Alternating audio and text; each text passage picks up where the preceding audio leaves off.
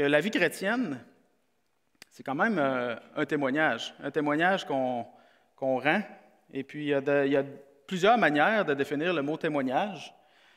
Et puis, si on pense juste au journalisme, le journaliste va aller recueillir un témoin d'une scène pour que son événement ou sa nouvelle ait plus de crédibilité. Et il y a une personne qui va arriver et qui va raconter qu'est-ce qu'il a vu et qu'est-ce qui s'est passé. On voit ça tous les jours aux nouvelles. Quand il y a une nouvelle, il y a quelqu'un qui vient témoigner de l'événement. Et puis là, le journaliste, il y a une crédibilité qui est là. Mais il se fie à ce que la personne dit. Puis la personne, elle interprète ce qui s'est passé. Fait qu'il y a tout un jeu de niveau de confiance qui existe, qui est là. D'autres fois, c'est en justice aussi. Il va y avoir un témoin qui va être appelé à la barre, il va porter témoignage de ce qu'il aurait vu ou parfois même entendu. Et puis ça va servir à pouvoir acquitter ou condamner quelqu'un. Alors, c'est toujours sur la base de la parole, sur ce que la personne dit, est-ce que son témoignage est vrai? D'autres fois, c'est quelqu'un qui peut écrire une lettre à une autre. Puis ces temps-ci, il y a un mouvement dans l'association où on est appelé à écrire des lettres à nos députés pour leur témoigner leur reconnaissance pour le travail qu'ils font. Et puis, je ne suis pas en train d'embarquer dans la politique, mais des fois, on écrit une lettre pour témoigner notre appréciation ou des fois même notre dépréciation de quelque chose, une reconnaissance, par exemple. Puis dans d'autres cas, le témoignage d'une personne va être juste par sa conduite. Et puis le témoignage chrétien est appelé à être les deux. On sait, souvent, nous, quand on entend le mot témoignage, on pense tout de suite à quelqu'un qui vient donner son témoignage de sa conversion, soit avant un baptême, ou c'est quelqu'un qui est nouveau, puis on lui demande « Hey, ça serait le fun que tu nous fasses ton témoignage ». Ou des fois, il y a des gens qui ont des témoignages vraiment percutants. Ils nous parlent comment que la parole les a touchés, comment que l'Esprit les a touchés, comment qu'il les a sauvés. Fait que le témoignage est toujours dépendant des paroles et des actes. Si je dis que j'aime pas les bananes, puis que j'en mange tout le temps, puis que j'aime ça, ce que je dis ne fit pas avec ce que je fais. Mais en bout de ligne, c'est toujours mon action qui va avoir le dernier mot. Tu as beau dire ce que tu voudras, si ce que tu fais ne reflète pas ce que tu dis, c'est ce que tu fais qui va être retenu. C'est toujours ça. Alors, le témoignage est vraiment important dans la vie chrétienne parce qu'on représente Jésus, on représente Dieu. Et si on dit qu'on est de Christ, il y a des répercussions dans nos actions et dans nos paroles. Et c'est ce qui va être un bon témoignage. Il faut comprendre ici que ce n'est pas « tu dois ». Le message que j'ai ce matin pour vous, ce n'est pas « tu dois absolument avoir un bon témoignage ». C'est plutôt « tu devrais avoir un bon témoignage ». L'Épître de Jacques au complet traite de ce sujet-là. Mais il l'amène dans la fonction de la foi et les œuvres. Le témoignage est représenté au travers les œuvres du croyant. OK, je me suis entendu 2 fois. C'est bon. Quelqu'un dit être de Jésus, sa vie reflète Jésus. Est-ce qu'un chrétien est parfait? Non. Est-ce que sa vie reflète Jésus? J'espère. Il y a une nuance qui est là, mais en bout de ligne, c'est par la puissance de Jésus qu'on est sauvé. Puis le témoignage qu'on rend de notre vie chrétienne, ça ne dépend pas de nous. Ce n'est pas de nous qu'il s'agit, là. On ne veut pas être là à se péter bretelles, puis moi je suis chrétien, puis regarde qu'est-ce que je fais de bon, puis je suis-tu un bon chrétien? Regardez-moi. C'est pas ça. Le témoignage chrétien est de refléter Jésus. C'est de Jésus qu'il s'agit. Il faut s'effacer. C'est Christ qu'on annonce. Alors, ce matin, comme il est écrit au mur, on va parler du témoignage chrétien. Le texte que je présente est dans Colossiens 4, les versets 2 à 6. Avant d'y aller, je vais juste donner un aperçu, parce que c'est quand même le dernier livre de Colossiens. On va donner un aperçu du livre de Colossiens. Colossiens, Paul a écrit cette lettre-là aux Colossiens pour leur dire que Jésus était ce qu'ils avaient besoin. Jésus était la suprématie. Jésus est supérieur en tout. Ils n'ont pas besoin d'autre chose. Les Colossiens étaient assaillis d'un côté par les païens qui arrivaient avec des pratiques du monde, des pratiques ascètes, et aussi avec la philosophie. Puis tu avais les Juifs de l'autre côté qui leur disaient, vous avez besoin de la loi, vous avez besoin des rites pour être sauvés. Jésus seul ne suffit pas. Et Paul écrit aux Colossiens pour leur dire, Jésus est suffisant en tout. On a tout pleinement en Jésus-Christ. On voit ça dans Colossiens 1 et 2. Colossiens 3, là, on voit que Paul leur demande aux Colossiens d'avoir une vie sainte. Cherchez les choses d'en haut. Vous qui êtes ressuscités avec Christ, cherchez les choses d'en haut. Dépouillez-vous du vieil homme, revêtez-vous de l'homme nouveau. Paul est en train de leur enseigner que, oui, vous êtes chrétiens, Jésus est suffisant en tout, mais il faut refléter Christ. Christ vous transforme de l'intérieur et ça va transparaître vers l'extérieur. Il parle des relations saines qu'on doit avoir aussi entre chrétiens. Il parle des relations dans le foyer. Il parle aux femmes, aux maris, aux enfants. Il parle aussi aux patrons, aux employés, dans le travail. Parce qu'il nous dit que tout ce que vous faites, faites-le au nom du Seigneur Jésus. Fait que tout ça, ça englobe la notion du témoignage. Et puis là, dans le texte que je vous amène ce matin, Colossiens 4, versets 2 à 6, c'est les dernières recommandations de Paul aux Colossiens. C'est les toutes dernières instructions qu'il leur donne avant, d'après ça, d'embarquer dans les adresses et salutations finales. Fait que le passage que je vous lis vient comme clore la boucle et nous enseigne à avoir un bon témoignage. Non pas, comme je disais tantôt, pour se péter bretelles, mais pour refléter Jésus. Refléter la puissance transformatrice qui est née en nous, que Jésus nous restaure de l'intérieur, nous a réconciliés avec le Père, et ça se transparaît dans notre vie, dans une vie remplie de sainteté. Alors, je vais tourner la diapo, et vous, si vous avez vos Bibles, j'en vois pas beaucoup, mais c'est pas un reproche, mais bon, on a tout ça dans la tête par cœur. Ah, je l'ai à l'écran, fait que c'est pas si pire. Alors, Colossiens 4, 2 à 6. Persévérez dans la prière. Veillez-y avec action de grâce. Priez en même temps pour nous, afin que Dieu nous ouvre une porte pour la parole, en sorte que je puisse annoncer le mystère de Christ pour lequel je suis dans les chaînes, et le faire connaître comme je dois en parler. Conduisez-vous avec sagesse envers ceux du dehors, et rachetez le temps. Que votre parole soit toujours accompagnée de grâce, assaisonnée de sel, afin que vous sachiez comment il faut répondre à chacun. Je vais juste dire un petit mot de prière avant de continuer pour remettre ça devant Dieu. Alors Seigneur, je te remercie pour ta présence avec nous. Merci Seigneur de nous assister. Seigneur, ouvre nos cœurs, ouvre nos oreilles, Seigneur, pour que ce matin, tu nous enseignes. Seigneur, donne-moi la force de vraiment partager la parole, le message que tu as mis sur mon cœur, Seigneur. Tout ça pour ta gloire, au nom de Jésus. Amen.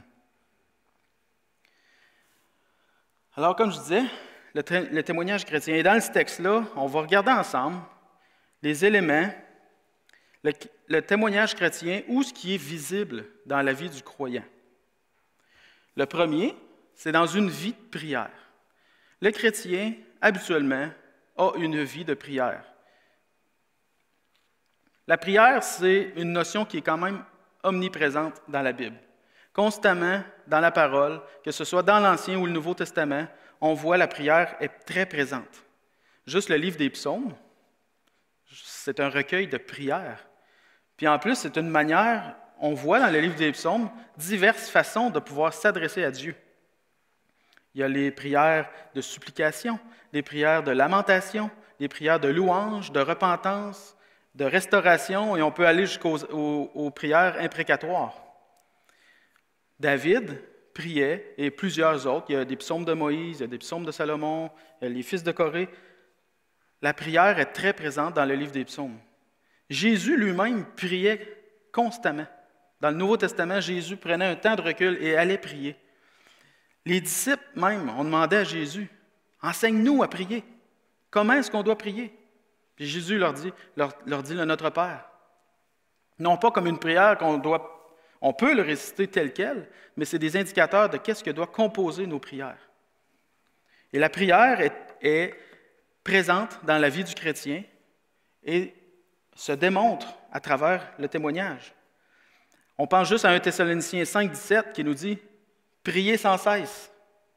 C'est un verset qu'on voit souvent là, sur les gens qui aiment bien changer le mur Facebook. On voit ça, « Priez sans cesse » avec la référence ou en anglais « Pray without cease » ou « Pray with no cease ». Priez sans cesse. Le chrétien est appelé à avoir une relation constante avec son Père, avec Dieu. On est réconcilié avec le Père. La prière est présente. Dans le texte, ici, on voit 3 éléments qui démontrent une vie de prière dans le chrétien. La première, c'est une prière avec persévérance. Le texte nous dit « persévérer dans la prière ». Commence comme ça. Persévérer dans la prière. Veillez-y avec sa action de grâce.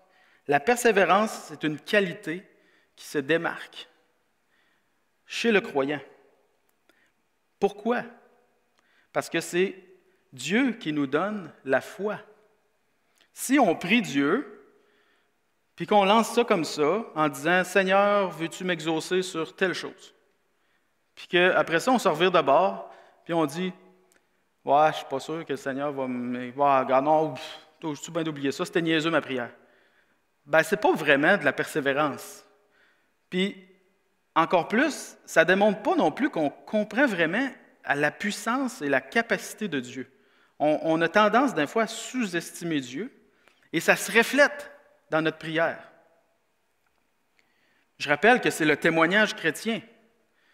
Là, vous allez me dire, « Ouais, mais la prière, tu as dit tantôt, justement, quand Jésus dit le Notre Père, il dit, quand tu entres dans ta chambre et que tu vas dans le lieu secret, prie ton Père et ton Père qui est dans les cieux verra et te le rendra. » Mais on prie aussi en Église.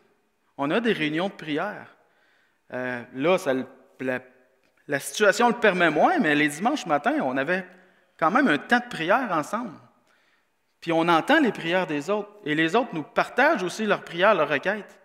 Et quelqu'un qui prie avec persévérance, ça se reflète. Ça se reflète dans ses paroles et dans sa façon d'être.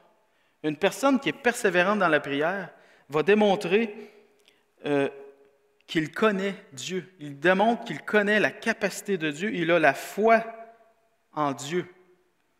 Il aime Jésus comme il est vraiment. Est-ce qu'on connaît vraiment Dieu? Est-ce qu'on connaît les capacités de Dieu? Ses attributs, sa sainteté, sa souveraineté. Quand on s'attarde à ces éléments-là, on persévère dans la prière parce qu'on sait que le Dieu des cieux, qui est notre Père céleste, nous entend, nous écoute et répond. Oui, des fois, c'est non la réponse, mais il nous répond et on persévère et on persévère. Puis une manière de persévérer dans la prière, Benoît nous l'a répété plusieurs fois, on peut être tenace. On peut dire à Dieu, « Seigneur, dans ta parole, tu as promis que, Seigneur, je m'attends à toi parce que tu es saint, tu es un Dieu sauveur. » La persévérance dans la prière est une marque du croyant et rend un bon témoignage, non pas de « regarder comme je suis un bon chrétien et comment je persévère dans la prière ». Non, est une marque de reconnaissance à Dieu à qui seul on doit la gloire. La deuxième marque d'une vie de prière chez le croyant est une prière remplie de reconnaissance. C'est pas compliqué, là, le texte. Veillez-y avec action de grâce, mais dans la seconde 21, c'est écrit dans une attitude de reconnaissance. Quand Paul dit persévérer dans la prière, veillez-y avec action de grâce. Tu pries ton Père céleste, tu sais que Dieu va te répondre, il t'écoute, il t'entend, mais tu veilles à ça avec action de grâce. Benoît nous a prêché la semaine passée sur Hébreux 4. Et je ne reviendrai pas sur son message parce que c'était très bien exposé. Mais approchons-nous donc du trône de la grâce afin d'obtenir miséricorde et de trouver grâce pour être secourus dans nos besoins. Là, ici, on a Paul qui dit aux Colossiens, « Persévérez dans la prière. » Ça nous enseigne aussi. Persévérons dans la prière, dans nos requêtes. Mais souvent, on reste dans la requête. « Seigneur, j'ai besoin. Seigneur, j'ai besoin. » Puis là, on est là, puis on demande à Dieu, puis on demande à Dieu. On est là devant notre circulaire d'épicerie, puis on fait notre liste, puis on s'en va à Dieu, on fait notre épicerie à Dieu, on dit hey, « Seigneur, j'ai besoin de ça, ça, ça, ça, ça. » Après ça, on pogne le petit papier, puis on le jette aux poubelles. Puis on attend. Et où la reconnaissance? La reconnaissance, puis je ne dis pas que c'est pas bon, là, de prier Dieu. Mais le texte nous dit, persévérez dans la prière, mais veillez-y, prenez garde, faites attention, là, que vous persévérez dans la prière avec action de grâce, avec reconnaissance. Il nous dit que c'est correct. Parce que je viens de le lire, Hébreux, et il nous le dit. Puis même Jésus nous dit, déchargez-vous de tous vos soucis. C'est légitime de demander à Dieu. Mais la reconnaissance, de persévérer dans la reconnaissance. Et la reconnaissance, elle ne vient pas juste une fois que j'ai été exaucé. C'est pas ça que Paul est en train de dire aux Colossiens. Il n'est pas en train de dire « Persévérez dans la prière et vous serez reconnaissant une fois exaucé. » Non.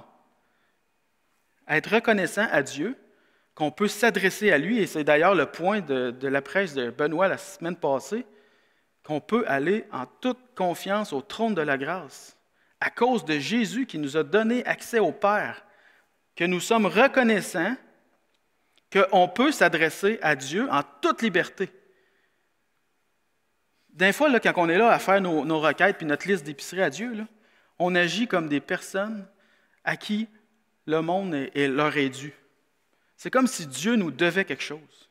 « Hey Seigneur, là, réponds-moi parce que, hey, écoute, là, je suis devenu ton enfant, tu me dois de me répondre.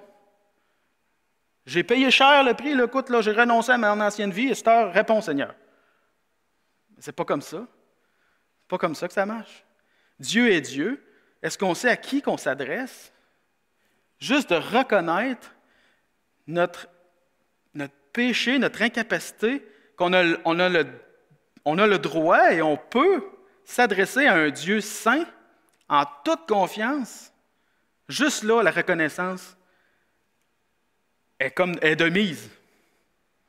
On est reconnaissant à Dieu qu'on peut s'adresser à lui, indépendamment qu'il répond ou pas à nos prières. Puis s'il répond à nos prières, ben on est encore plus reconnaissant. C'est un step de plus, c'est plus. Mais juste de se savoir écouter. Seigneur, merci parce que tu entends ma prière. Ta réponse sera ma réponse. Et non pas, Seigneur, je veux que tu... non, puis là, dans 2 semaines, si tu ne me réponds pas, là, on va se parler. Là. Non. Seigneur, Dieu est tout-puissant. Puis tout ça s'est rendu possible à cause de Jésus. Jésus est l'auteur principal là-dedans. Il est supérieur en tout. Et c'est un témoignage que d'être reconnaissant dans nos prières, que d'avoir une vie remplie de connaissances, c'est un témoignage qui rend témoignage à Jésus. Et pas de moi. Non, Jésus. Un autre aspect qui est démontré dans le texte, qui a lien avec une vie de prière, c'est l'intercession. Le texte dit, Paul demande au verset 3, « Priez en même temps pour nous. » Paul demandait aux Colossiens de prier pour lui. Paul demandait aux Colossiens d'intercéder pour lui, de prier Dieu, le Dieu qu'ils connaissent, le Dieu qui les a sauvés, le Dieu qui est tout suffisant, qui n'ont pas besoin d'autre chose que Jésus. Paul demande aux Colossiens, priez Dieu pour nous, afin que Dieu nous ouvre une porte pour la parole. Il donne aussi l'objet, la requête, en sorte que je puisse annoncer le mystère de Christ pour lequel je suis dans les chaînes et de le faire connaître comme je dois en parler. Paul établit clairement sa requête pour que les Colossiens intercèdent en sa faveur en priant Dieu. L'intercession fait partie de la vie du croyant parce qu'on reflète Jésus, on reflète l'amour. Dieu nous a sauvés, a mis un amour en nous qui est sans intérêt, un amour qui se porte vers l'autre, un amour altruiste. On prie pour nos frères et sœurs parce que Jésus nous donne cet amour-là pour nos frères et sœurs. Des fois, un frère ou une sœur vient nous voir et puis nous dit « Hey, peux-tu prier pour ça? J'ai besoin de prière. Pouvez-vous prier pour ça? » Des fois, je reçois des téléphones, j'envoie un courriel à l'Église. Une requête de prière. On s'attend qu'on va recevoir une prière, que les gens vont prier pour nous. Jésus a prié pour nous. La prière sacerdotale, où Jésus priait le Père, il dit « Seigneur, fais qu'il soit un comme moi et toi, nous sommes un. » Jésus priait pour l'unité de l'Église. L'intercession est une marque d'union dans l'Église. On prie les uns pour les autres. Si Paul demandait aux Colossiens « Priez en même temps pour nous », c'est sûrement pas en pensant qu'il n'allait pas prier pour lui. Il n'a pas lancé ça de même, puis ce n'était pas une marque, genre une phrase déjà toute faite, puis « Ah, de grâce, priez pour nous ». Non, Paul savait que les Colossiens allaient prier pour lui, parce qu'il avait reconnu en eux le témoignage d'un salut en Jésus-Christ. Il reconnaissait en eux une vie de croyant.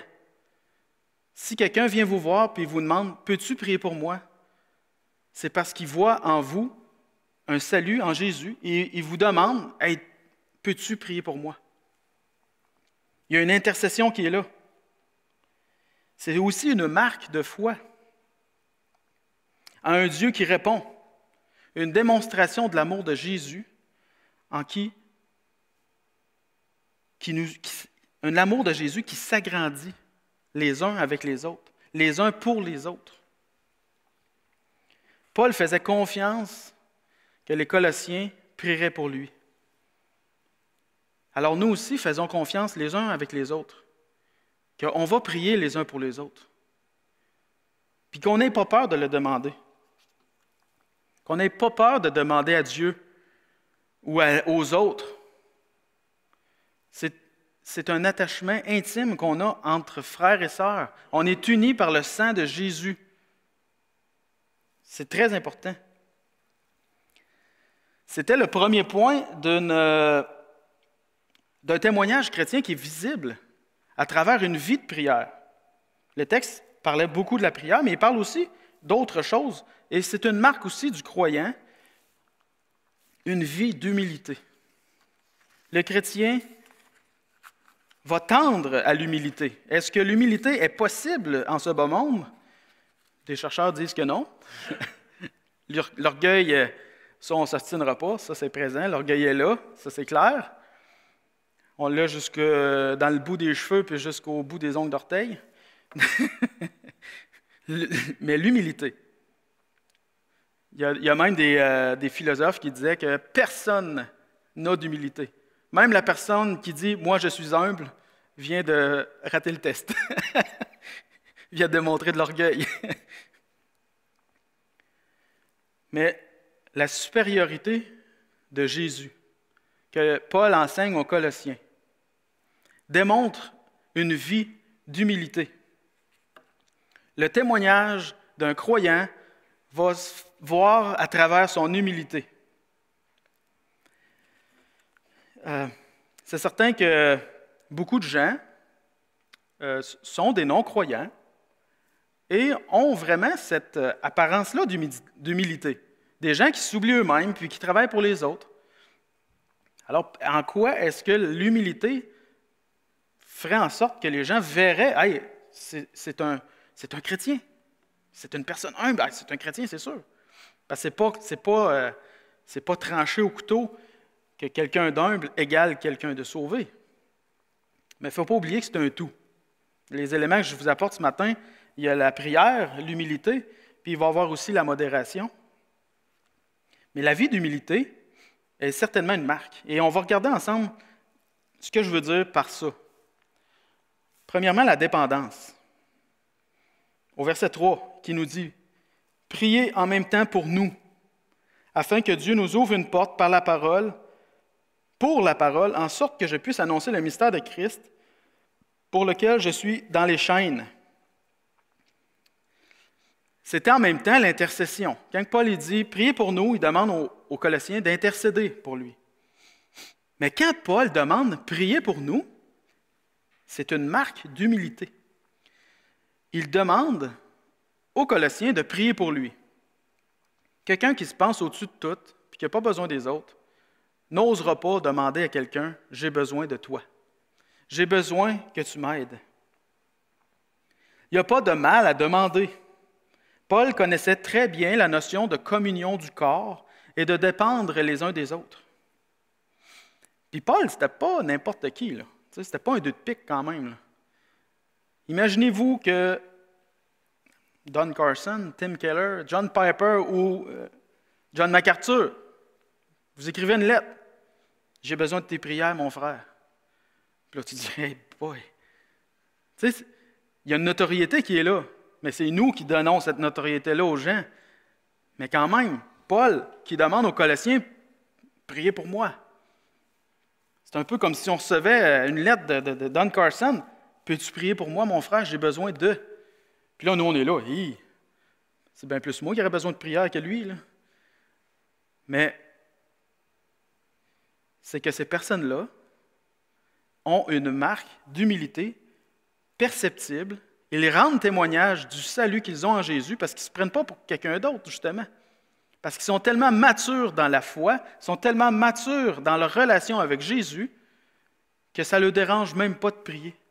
Ça ne leur dérange même pas de demander de l'aide, de supplier de l'aide à quelqu'un même, quand ils sont dans le besoin, parce qu'ils connaissent leur faiblesse. Paul savait sa faiblesse, connaissait sa faiblesse et savait son besoin de dépendre de ses frères et sœurs. Il savait aussi son besoin de dépendre de Dieu. Parce que sa requête, c'est pas juste prier en même temps, pas juste vous, là, prier pour... Non, la requête, c'est que Dieu nous ouvre une porte pour la parole. Il savait qu'il avait besoin que Dieu fasse une œuvre pour ouvrir les portes pour sa parole. Quand Dieu ouvre une porte, il n'y a personne qui peut la fermer. Et quand que Dieu ferme une porte, il n'y a personne qui va pouvoir l'ouvrir. Paul savait ça. Paul, il savait, si Dieu n'intervient pas, je ne pourrais rien faire. Est-ce que Paul se disait incapable de rien? Ça, on pourrait dire, ben là, écoute, Paul, il devait être déprimé, là, puis il demande aux autres de l'aider. Là, puis... Si on lit Philippiens 3, versets 4 à 8, Paul dit de lui, « Moi aussi, cependant, j'aurais sujet de mettre ma confiance en la chair. » Il dit, « Hey, moi, là, les gars, là, avec mon background et avec mon pedigree, j'aurais en masse de raisons pour me vanter. Si quelqu'un croit pouvoir se confier en la chair, je le puis bien davantage. » Et Paul, calme-toi là, tu ne passeras plus dans le cadre de porte. « Moi, circoncis le 8e jour de la race d'Israël, de la tribu de Benjamin, hébreu, né d'Hébreux, quant à la loi, pharisien, quant aux zèles, persécuteur de l'Église, irréprochable à l'égard de la justice de la loi. » Hey, parfait finalement. Pète-toi les bretelles, Paul. « Mais ces choses qui étaient pour moi des gains, je les ai regardées comme une perte à cause de Christ. Et même, je regarde toutes choses comme une perte à cause de l'excellence de la connaissance de Jésus-Christ, mon Sauveur. » Paul comprenait que tout ce qu'il avait pu accomplir, qui descende d'Israël, qui soit irréprochable face à la loi, ça ne valait rien. Parce que c'est en Jésus seul qui est le véritable pouvoir, qui est la véritable valeur. Et c'est pour ça que Paul n'a pas peur d'être dépendant de Dieu. Il connaît Jésus, il connaissait Christ, et il n'a pas peur d'être dépendant de lui. Il s'humilie. Et on est tous appelés à faire pareil. Paul dit ailleurs, soyez mes imitateurs, comme je le suis moi-même de Christ. Qu'on soit imitateur de Paul, qu'on soit imitateur de Jésus. Lisons les évangiles, lisons la vie de Jésus, voyons le cœur de Jésus. On s'humilie. On est dans une société de droit. Ah, mais j'ai le droit, puis ça m'est permis de, puis Mais on est croyant, on a des devoirs.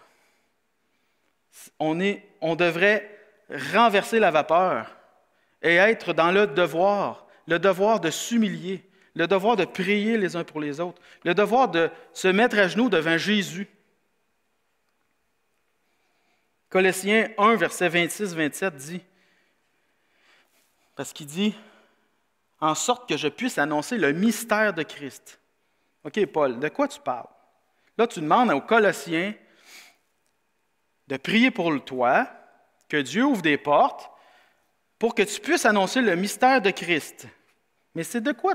Quel est ce mystère-là? Colossiens 1, verset 26-27 nous dit « Le mystère caché de tout temps et dans tous les âges. » Là, il est en train de dire, écoutez, là, il y a quelque chose que je vais vous révéler qui n'a pas été révélé jusqu'ici.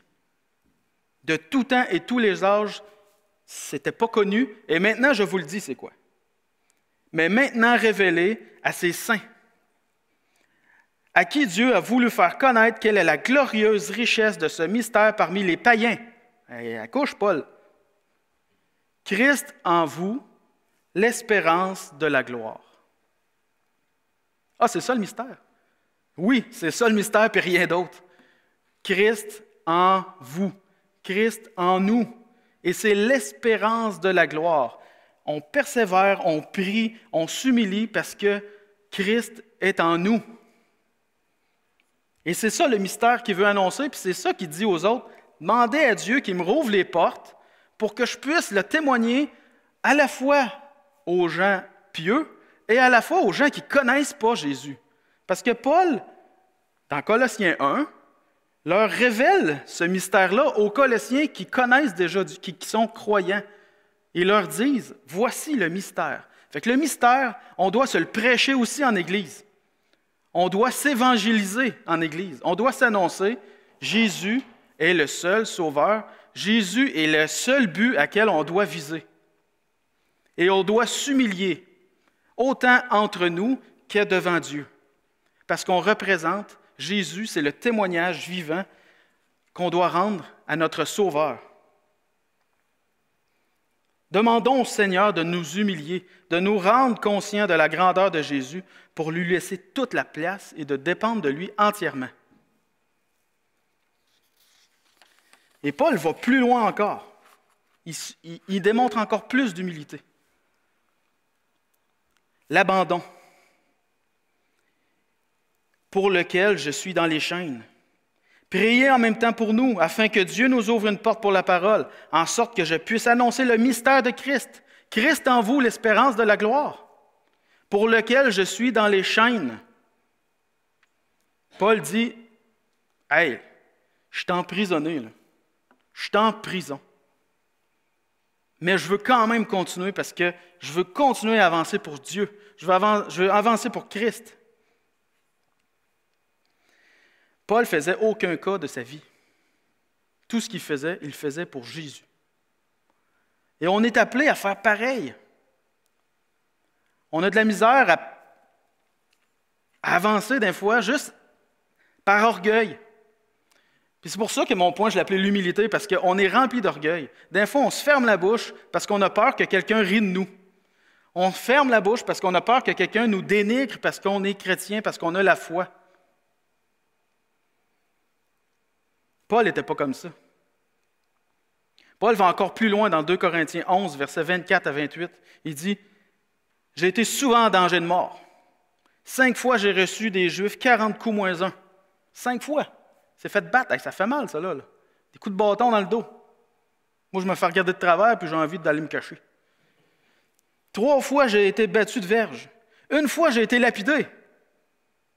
3 fois, j'ai fait naufrage. J'ai passé un jour et une nuit dans l'abîme. dans le fond de la mer, qu'une autre version dit.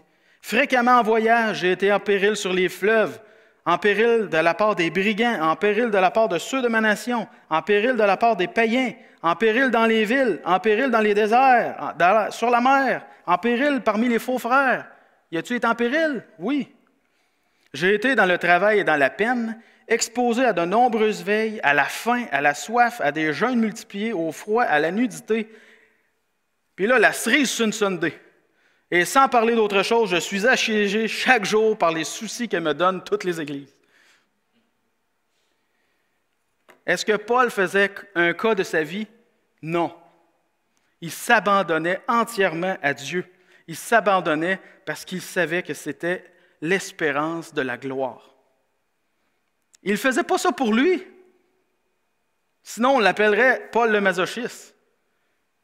Il faisait ça parce qu'il était croyant, il était chrétien, et il était témoin de Jésus. Il représentait Jésus. Et c'était sa mission de faire connaître le mystère de Jésus, Christ en vous.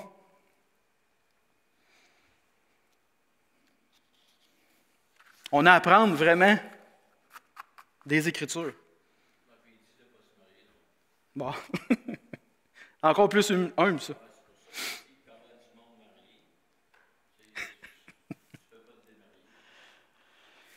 Il va encore plus loin. La soumission. Et le faire connaître comme je dois en parler. Tantôt, là, on voyait que Paul, il disait hey, « j'étais sur la coche. » Mais tout ça, là, j'ai vu ça comme une perte parce que c'est Jésus que je dois refléter. Alors, Paul était entièrement soumis, et même au point, c'est un homme d'expérience, là, puis qui demande aux Colossiens, priez en même temps pour nous, afin que Dieu nous ouvre une porte, et pour qu'il fasse connaître comme je dois en parler. Il ne faut pas que je me fie sur moi-même. Il faut que j'annonce le message comme il doit être annoncé, non pas comme moi j'aurais envie de l'annoncer. Quand je travaillais dans le passé, j'étais agriculteur, je travaillais sur des fermes. Et puis, ça arrivait souvent qu'il y avait, environ une fois par mois, il y avait le représentant de la meunerie qui venait à la ferme, en même temps que la visite du vétérinaire, pour voir si les animaux étaient bien soignés. Puis là, le représentant il nous disait qu'il y avait de la misère à trouver des bons employés. Le problème, ce n'était pas de trouver des employés. Puis, ce n'était pas de trouver des employés d'expérience, justement. Le problème, c'était de trouver des employés qui voulaient faire le travail comme ils devaient le faire. Et puis là, un bon matin, une autre visite, il arrive et il nous dit « Hey, j'ai trouvé, les gars, j'ai pris quelqu'un qui n'avait pas d'expérience. Puis je suis capable, je lui montre quoi faire, puis il le fait, parce que je ne suis pas obligé de tout défaire. » Fait que Paul, il est en train de dire « Il faut que j'annonce l'Évangile comme je dois l'annoncer. » Il ne faut pas oublier que Paul, là, il a étudié, il connaissait la loi sur le bout de ses doigts. Il avait étudié tous les rites juifs, tous pharisiens, là, jusque dans la moelle. Fait que là, il veut être soumis et demande, il faut que j'annonce l'Évangile comme il faut que je l'annonce. Paul dit dans 2 Corinthiens 12, « Je me montrerai bien plus volontiers fier de mes faiblesses, afin que la puissance de Christ repose sur moi. » Fait que Paul, il ne voulait pas arriver là, avec tout son bagage, puis toute son expérience, puis toutes ses paroles. Non, il voulait arriver avec le message de Jésus. Il voulait annoncer le message de Jésus. Il voulait annoncer le mystère de Christ, Christ en vous, l'espérance de la gloire. Et son but était de se soumettre à Dieu pour laisser toute la place à Jésus. C'est pas être faible que de témoigner la grandeur de Jésus. C'est pas être faible de s'humilier devant Jésus, de s'humilier même devant les autres, de laisser gagner l'autre même. Non. Jésus, là, quand il est allé pour se faire crucifier, là, oui, c'était le plan éternel de Dieu qu'il meure, mais il n'a même pas ouvert la bouche et il ne s'est pas défendu. Dieu va nous montrer en son temps qu'est-ce qu'on doit faire. Mais il faut être à l'écoute. Il faut s'humilier. Il faut prier. Et il faut avoir une vie de modération aussi. Il faut être modéré.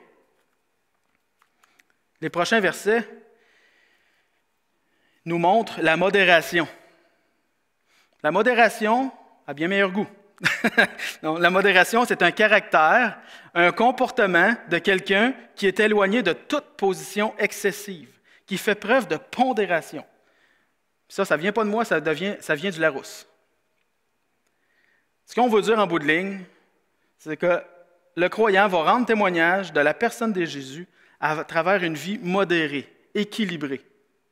Pas juste ça, mais entre autres ça. Parce que la vie de prière, la vie d'humilité, il y a d'autres choses ailleurs, c'est sûr, mais moi, j'expose le texte ici de Colossiens 4, versets 2 à 6.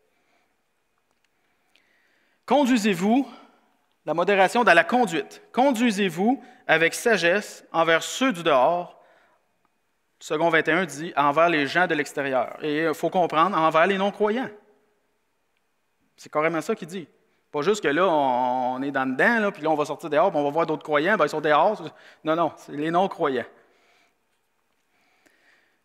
Éphésiens 5,15 dit sensiblement la même chose. Il dit « Faites donc bien attention à la façon dont vous vous conduisez.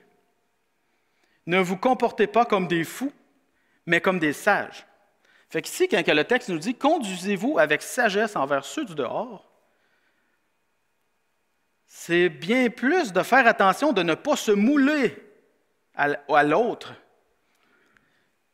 Romains 12,2 il nous dit aussi « Ne vous conformez pas au siècle présent, mais soyez transformés par le renouvellement de l'intelligence, afin de discerner quelle est la volonté de Dieu, ce qui est bon, agréable et parfait. » C'est dans ce sens-là que Paul dit « Conduisez-vous avec sagesse envers ceux du dehors. » Parce que puis il dit « Rachetez le temps après », mais dans Éphésiens 5,15, il dit presque la même chose, mais en d'autres mots qu'on peut comprendre. « Faites donc bien attention à la façon dont vous vous conduisez, ne vous comportez pas comme des fous, mais comme des sages. » Et il dit encore « Rachetez le temps. » C'est un parallèle. Paul dit la même chose aux Colossiens et aux Éphésiens. Alors, il faut comprendre que notre modération, c'est de faire attention à ne pas tomber dans la sagesse du monde, mais à rester dans la sagesse de Jésus. C'est facile. On a tous été à quelque part avec des amis, dans notre famille, au travail, dans une fête, un party, puis là, tout à coup, vient le moment fatidique où quelqu'un lâche une blague grivoise, une joke cochonne, comme on pourrait dire. Et puis là, on est là, on entend ça, puis nos oreilles humaines se mettent à rire. Et puis là, Dieu nous dit, conduisez-vous avec sagesse envers ceux du dehors. Restez unis à Christ. Gardez un témoignage de qui vous a amené à la vie. C'est difficile. On est encore pris dans notre corps de chair, puis on est encore enclin au péché. Paul demande aux Colossiens d'agir avec sagesse envers ceux du dehors, de ne pas se laisser emporter à toutes sortes de folies. Parce que le témoignage de la vie en Christ, en nous, est importante. Je répète, pas pour nous, mais pour grande gloire à Dieu. Rendre gloire à Jésus qui nous a sauvés. Conduisons-nous avec sagesse pour la gloire de Jésus. La modération dans le temps. Le fameux verset il y a toutes sortes d'interprétations qui ont été écrites à ce sujet-là, racheter le temps. Qu'est-ce que ça veut dire, ça, racheter le temps? La Darby dit, saisissant l'occasion, de saisir chaque occasion qui se porte devant nous. J'ai trouvé dans Psaume 90, le psaume de Moïse, versets 11 et 12. Je pense que ça explique bien. Ça dit, « Qui prend garde à la force de ta colère et à ton courroux, selon la crainte qui t'est due? » Moïse dit ça à Dieu. C'est qui, là, qui porte attention à qui on est versus qui toi tu es, à ta sainteté versus notre déchéance? Enseigne-nous à bien compter nos jours, afin que nous appliquions notre cœur à la sagesse.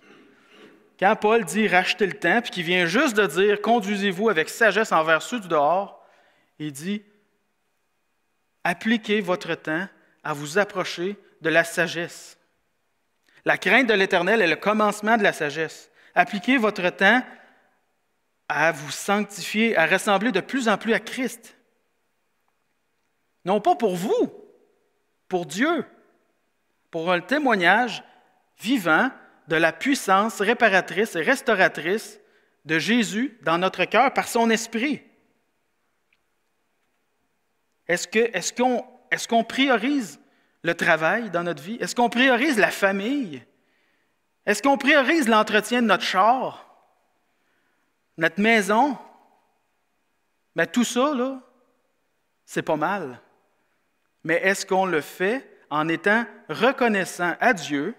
Merci Seigneur pour ma famille. Merci Seigneur parce que tu as permis que j'aie un beau char. Merci parce que j'ai une maison.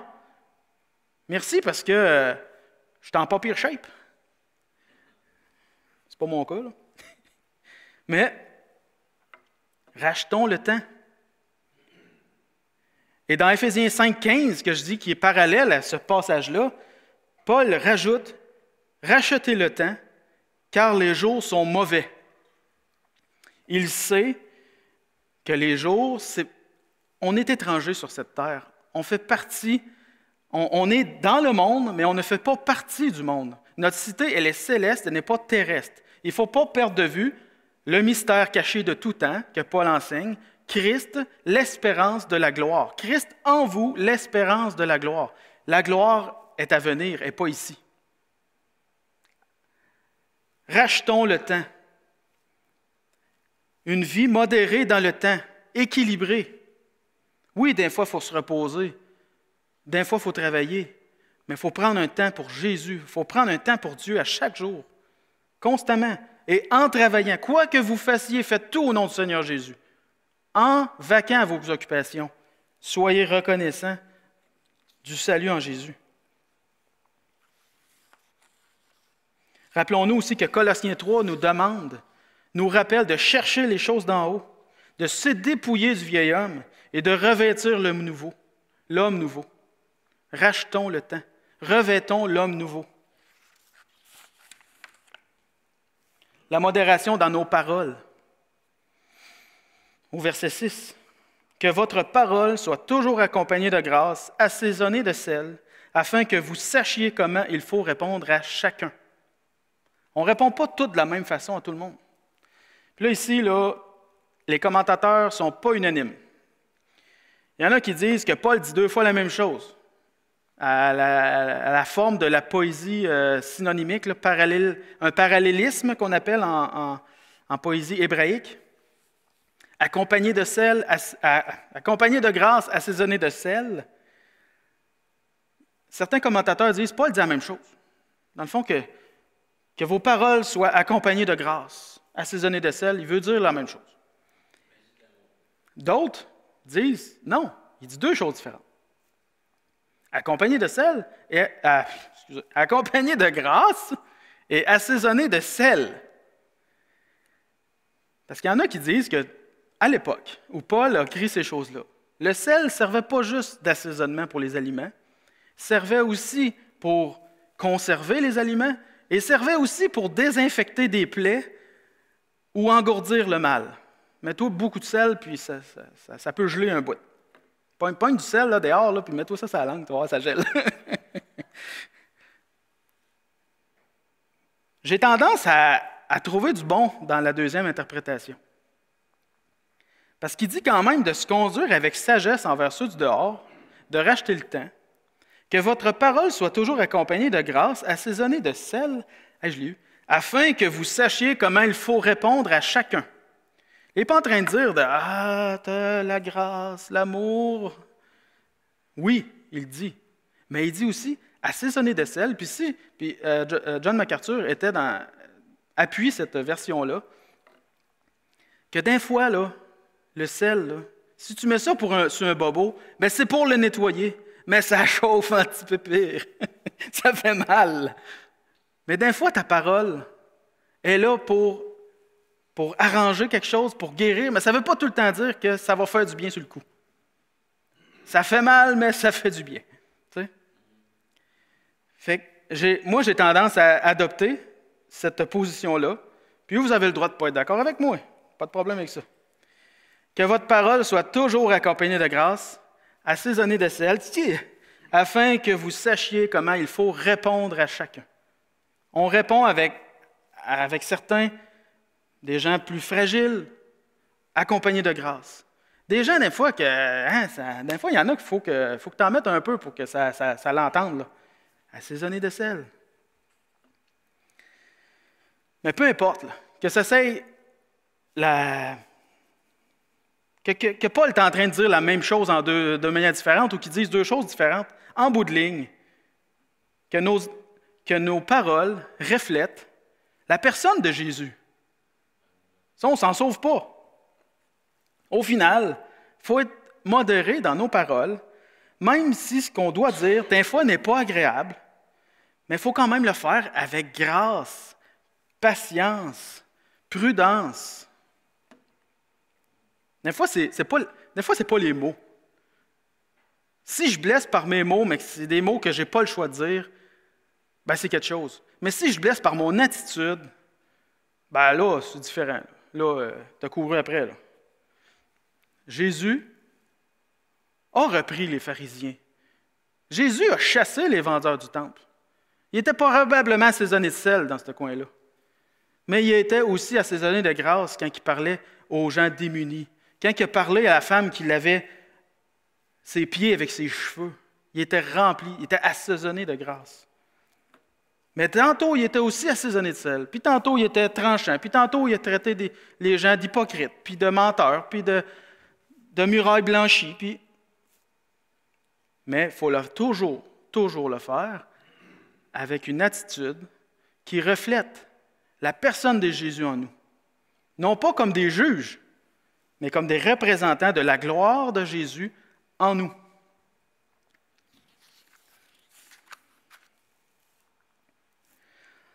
Jésus, c'est le modèle parfait. En tant que chrétien, on doit lui ressembler de plus en plus. On ne lui ressemblera pas parfaitement ici-bas. Comme je disais d'entrée de jeu, le chrétien rendra témoignage de son attachement à Jésus, non pas comme une chose à faire, une liste dans la to-do. Bon, aujourd'hui, j'ai-tu rendu témoignage à Jésus? Ouais, j'ai aidé quelqu'un à traverser la rue. OK. Non, c'est pas ça. C'est quelque chose que Jésus fait en nous. Et que nous, on doit s'attendre en Église. Instruisons-nous et avertissons-nous les uns les autres. Non pas comme des juges les uns des autres, mais comme un groupe qui veut représenter Jésus, la gloire, l'espérance de la gloire. Le chrétien va rendre un bon témoignage de sa vie parce que Jésus l'a sauvé et gouverne sa vie. Et non pas parce qu'il voudrait bien ressembler à Jésus. Ça ne marchera pas.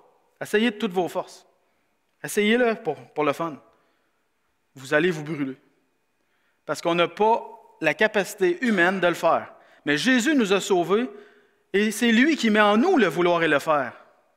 En sachant ça, si vous avez de la difficulté, demandez-le à Dieu. Que celui qui manque de sagesse la demande à Dieu et il va répondre. Demandez à vos frères et sœurs. Ayez pas peur de vous humilier. Ayez pas peur de dépendre des autres. Et dire, je lutte là, mon frère, ma sœur. Peux-tu prier pour moi? On va vivre l'unité que Christ a voulu qu'on vive. Il a prié le Père pour qu'on soit unis les uns aux autres. Il a payé de son sang l'Église. Il a payé le prix de former un peuple de son sang. Que notre témoignage de vie de chrétien reflète Jésus. Colossiens 3, 17, je l'ai dit tantôt.